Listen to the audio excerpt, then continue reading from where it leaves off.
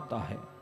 दूसरा, जो अपने बराबरी को देखे तो भाई का संबंध बनाए, अपने से बड़े को देखे तो पिता का संबंध बनाए, अपने से छोटे को देखे तो पुत्र की भावना रखे, ये दूसरी पतिव्रता धर्म होती है।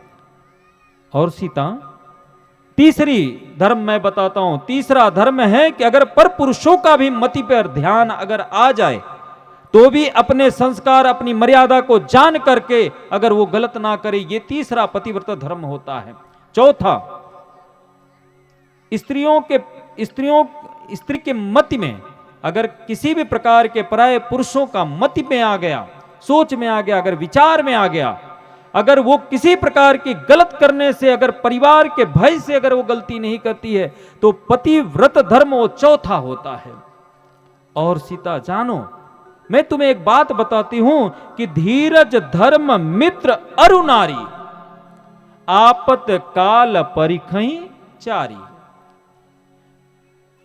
जब विपत्ति काल आवे तो धीरज धर्म मित्र अरु नारी, इन चारों की परीक्षण करनी चाहिए। आपने धीरज कितना रखा, आपने जो साधना पूजा पाठ किए हो, ये विपत्ति काल में परीक्षण करना चाहिए।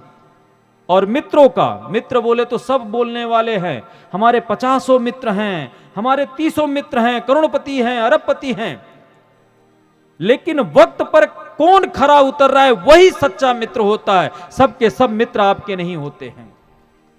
और स्त्री, पति के जीवन में जितना भी संकट आवे, अगर वो स्त्री पति के साथ अगर तत्पर है, दृढ़ संकल्प करके कि पति के साथ में जीवन जैसा भी गुजरेगा मैं गुजारने के लिए खड़ी हूं, तो वो सच्चा नारी होता है।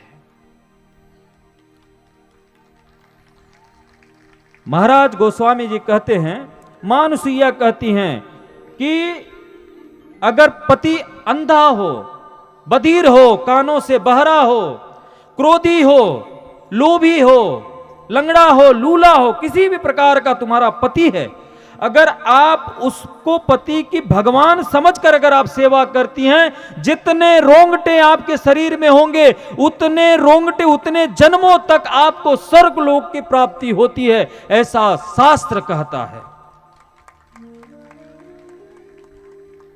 मां अनुसुईया कहती हैं, सीता तुमने इन चारों पतिव्रता से ऊपर जीवन जिया है और अपने पति के अलावा किसी को देखना न करना, नहीं देखती न सोचती, इसलिए तुम सर्वश्रेष्ठ हो।